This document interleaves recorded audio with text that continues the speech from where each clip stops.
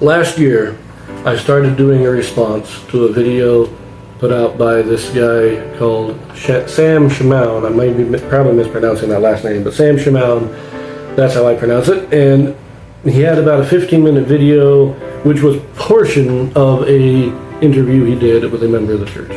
Not exactly a debate.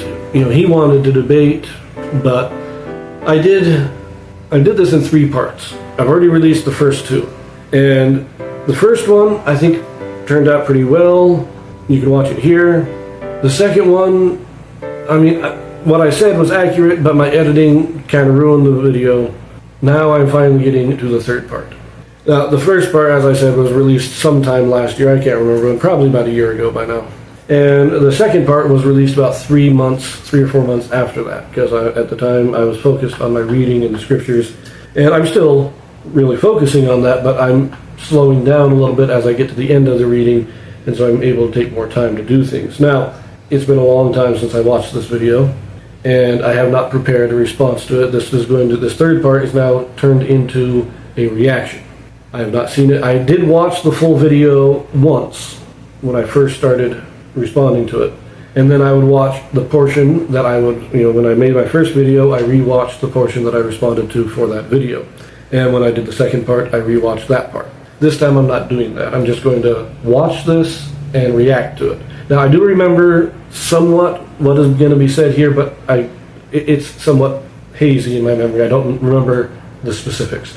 Now, what I have left is about 5.5 minutes of the original video that I will be reacting to. My first response, I talked about proper framing of the question. Because Sam Shamoun, I think he's a Catholic, and he wants to frame the discussion from the Catholic perspective.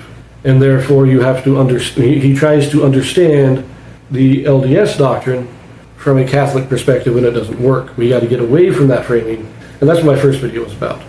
Honestly, the second video, I don't fully remember.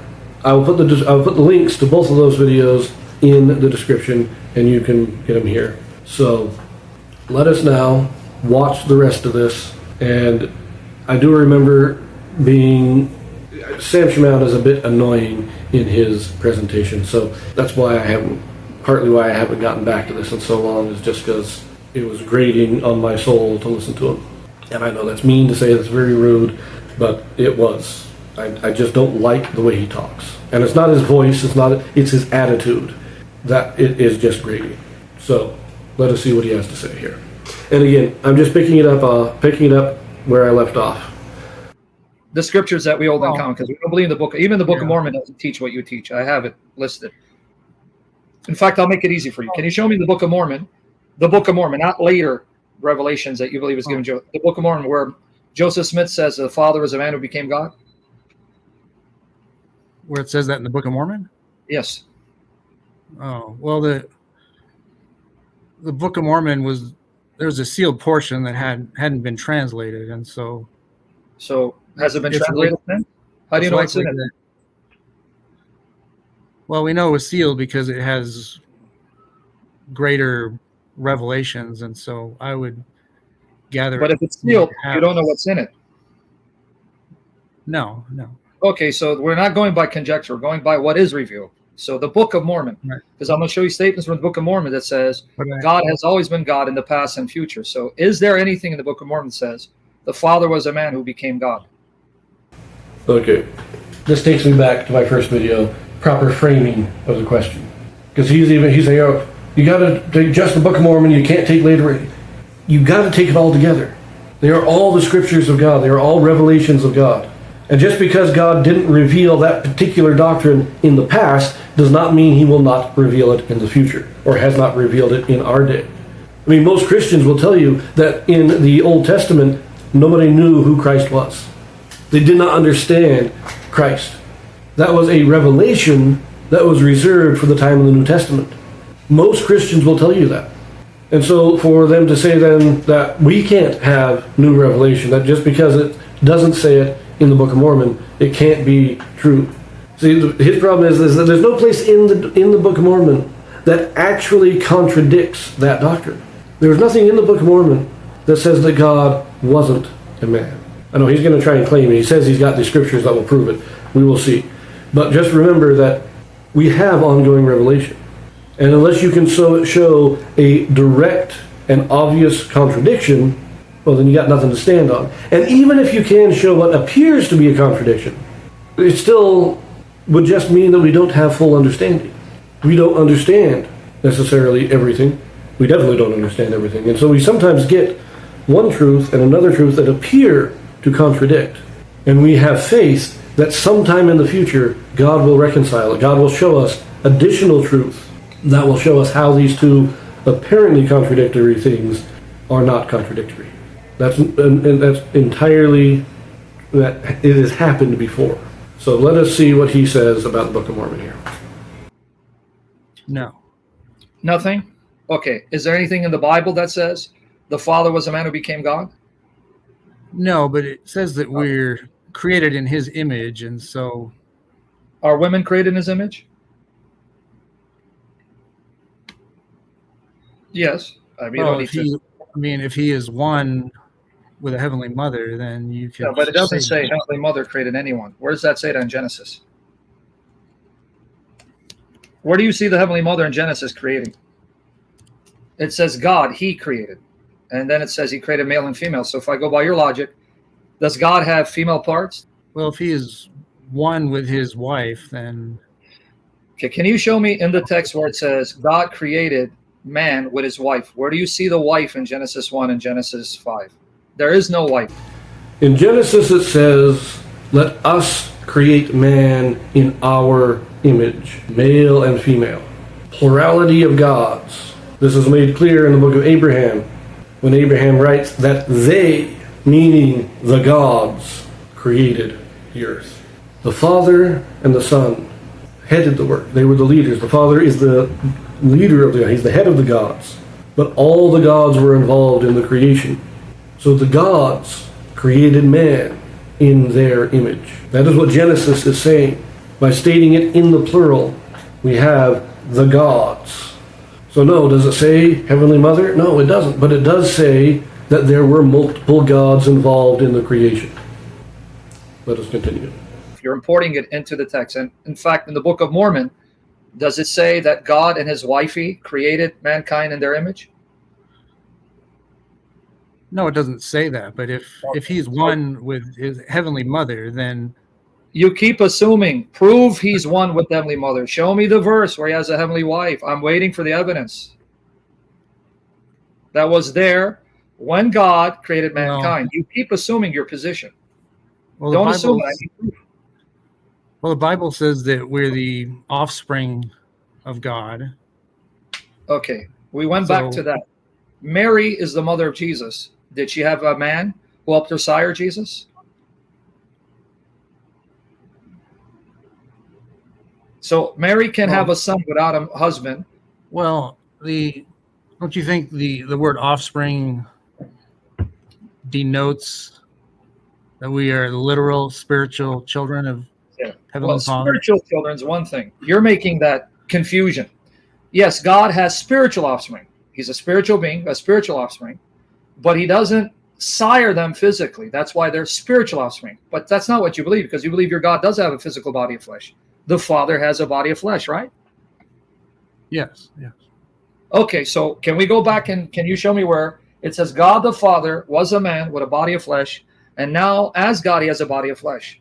Now I remember what the second video was about, and that was the quote in John where John states that the Son can do nothing of himself but what he seeth the Father do.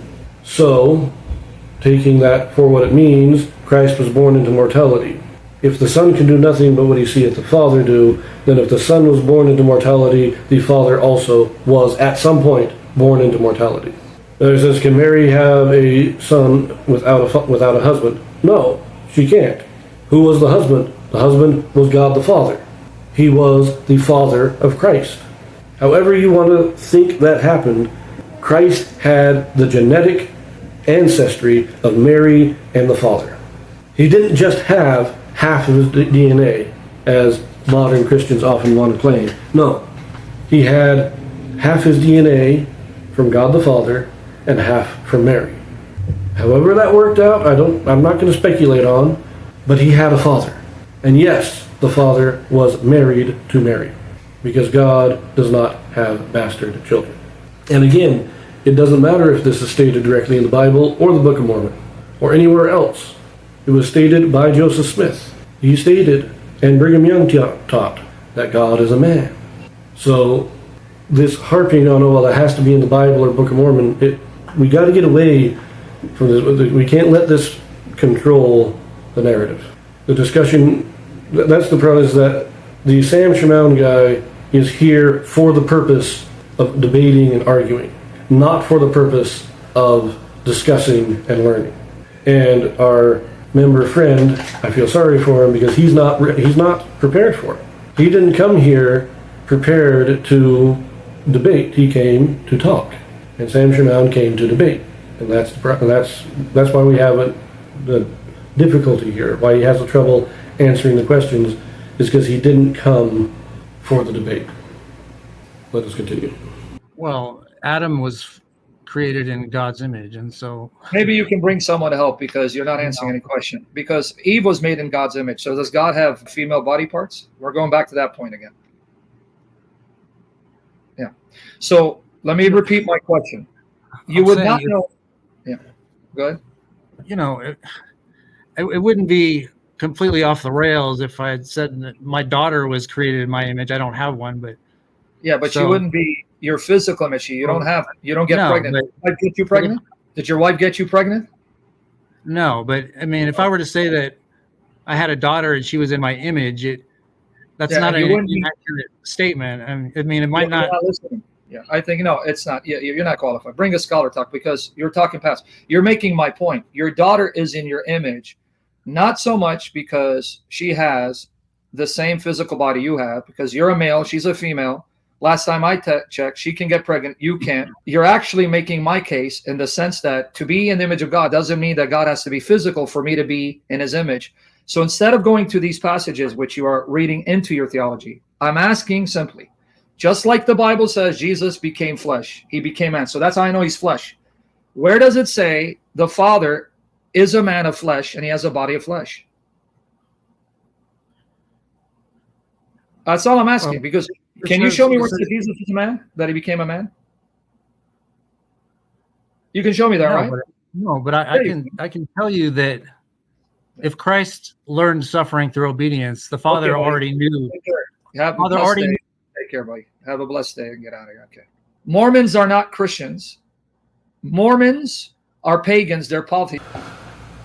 Yeah, I'm going to leave that there. Clearly, Sam Shamoun is not interested in learning anything. He wants to debate, and he wants to win. That's the only purpose he has, is winning. And the way he was treating the guy is, he was very rude. He said, you have to have the exact same understanding that I do of everything. So it doesn't matter. No, the Bible does not directly state that God is a man. It does state that he has hands. It states that he has a face. It states that he has feet. It states that he has a back. It describes him as being a man. Does it state that he is a man? No. It does state that he's our Father. It does state that Christ only does what the Father does. But because it does not use the phrase God is a man, well, we just can't have that. But it does state that God is a man with a body, with a physical body in the Doctrine and Covenants.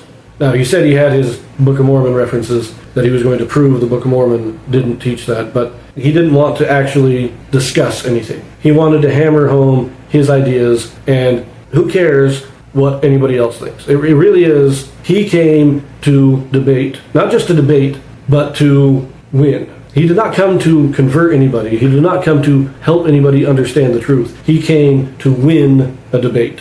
Now, there are, it looks like about 20 seconds left on the video. Let us see what stupidity he has left. They're polytheists. They're blasphemers. They're idolaters.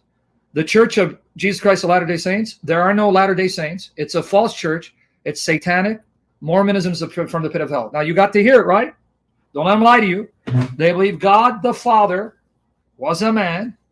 He has a body of flesh. They have a spiritual mother. You heard it, right? Yeah. I wouldn't mind getting in a debate with him or getting into a discussion with him, because I think that, as I said, his point is not to teach. His point is to attack and destroy and win. But the biggest thing, as I said in my first video, he is trying to force the discussion into the framework of his opinions. And he is saying that if you can't explain your doctrine within my framework, then you have to be wrong. The problem is that he will never understand our doctrine that way. Anyways, this is my third part, and I'm going to leave it here. If you like it, subscribe, like, ring the notifications, share, all those good things. And if you've watched to the end here, leave the very brief comment, "In it to win it." Sounds good. So we'll leave it there, and I'll see you in the next one.